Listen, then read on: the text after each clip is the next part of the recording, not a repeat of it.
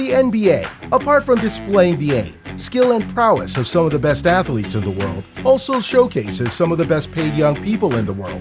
Often, players are even drafted right out of college and very quickly become millionaires. You know what else happens to young people who have more money than education and are surrounded by doting yes men who tell them whatever they want to hear. They have some truly bad ideas, and for some reason, many of these bad ideas seem to localize around their choices of hairstyle. The NBA has become home to some of the most abominable hairstyles in human history. And while an athlete's talent is extremely important, how can you focus on that when all you can see is a ridiculous mess of multicolored hair on top of their dome? When it comes to these haircuts, there are some things that can never be forgotten. So let's remember the worst haircuts in NBA history. That's your cue to hit that like button to show your support.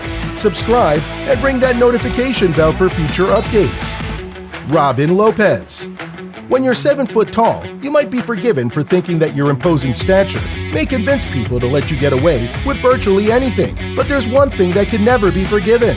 If you're 7 foot tall, it's not a good idea to have your hairstyle that makes you look like a palm tree, complete with a soul patch that looks like he forgot he'd wiped his chin after changing a tire.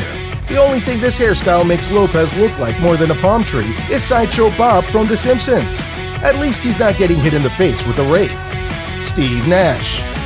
No matter, even if you won 2 league MVP trophies and had 8 All-Star selections, if you look like you're going home to My Chemical Romance afterwards, then you need a new barber.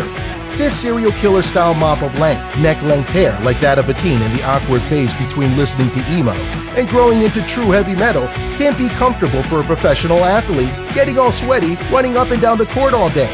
Where'd you hide the bodies, Steve? Larry Bird.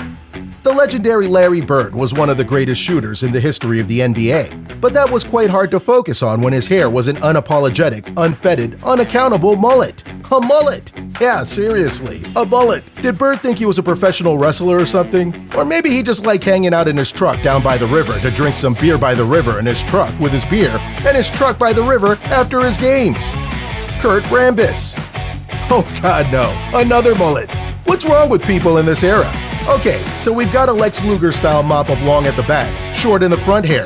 But what makes this truly unforgivable is the appearance of an unironic Predator mustache combo. Add to that a set of thick-rimmed glasses, and you're now simply just a Revenge of the Nerds cosplayer. And absolutely, no one wants to see a Revenge of the Nerds cosplayer playing for a national sports team. Vladimir Radvanovic. He knows he's white, right? Don't care where you grew up, Vlad. There's no excuse for representing your team in your country's athletic best while looking like you lost a bet with a group of frat boys while on a vacation in Jamaica. It's up to you how you want to have your hair, but if you want to pay homage to other cultures, then more power to you. But recognize when your designs are backfiring massively. Just shave it all off and start again, man. Michael Beasley. It must be nice to have hair so pliable that you can do almost anything with it. From short, respectable dreads to a nuclear hair mushroom cloud on the top of your head, Beasley has run the full gamut of vaguely sensible to ultra-ridiculous hairstyle. So at least we know the guy has a sense of reinvention, for better or worse. But as of 2021, he seems to have gone for the bleached highlights, curly willow tree on your head look. Ghastly. Pau Gasol. It's one thing to have a wild, untamed mop of wavy hair. Plenty of high-profile Jets have pulled off that I just rolled out of bed look.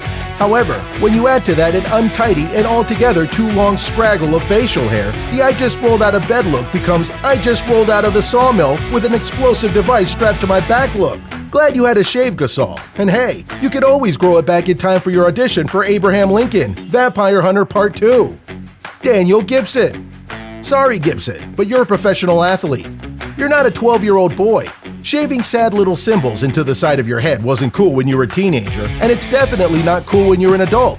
If you're absent-minded, just buy yourself a notepad, a whiteboard, get some reminders on your phone. But under no circumstances should you ever shave messages or symbols into the side of your head. Repeat, this looks stupid. This looks stupid. Hopefully you remember that and don't have to shave it into the side of your head. Andrew Bynum. Okay, so life is tough sometimes. And it's not always easy making big important decisions about your life. Where should I live? What kind of career do I want? How do I get the most out of my money? These things matter. What you shouldn't be agonizing over, though, is what hairstyle do I want? Make a decision, man, and under absolutely no circumstances are you to have the half and half Jekyll and Hyde look. Iman Shumpert. This guy is guilty of almost all the above, only lacking the mullet. Don't know how that would look, but probably not good. Certainly though, whether it's a Fresh Prince flat top, a bizarre man bun that looks like a shrub, on top of your head, a weird blonde streak at the front, a combo of both of them, or an Adidas logo shaved into the back of your head, one thing is sure, Iman Shumpert should never be allowed to make decisions about his personal appearance. Jeremy Lin. Another player with multiple offenses, Lin has sported several horrendously ugly haircuts in his career. Whether rocking up to work with mid-90s pop-punk 5-inch spikes, the slick-back shaved sides, despotic look, that again but with a ponytail, or the all-time classic Korean-style bowl cut, this victim of perennially poor haircuts needs someone to strap him into a chair and give him a crew cut before he starts going full Rodman. And speaking of which, Dennis Rodman. And finally, the grand champion of appalling, distasteful, garish, borderline insane hairstyles. Rodman is legendary for having weird, nonsensical, seemingly random rubbish dyed into his otherwise quite conservative haircut. From going bright red to all the colors of the rainbow, to a weird red, black, and yellow, is that supposed to be tiger stripe, to what the heck is that? Rodman's amazing career record for having the most hideous and nauseating distracting hairdos in the history of professional sports is truly legendary. It stands as history's greatest guide to how not to look when you're in the public eye if you want people to think you haven't gone completely off the deep end. Of course, his hair isn't the only reason people have speculated about Rodman's sanity. So there you go, some of the all-time worst haircuts in NBA history.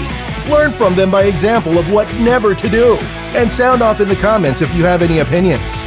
Thumbs up to show your support if you enjoyed the video.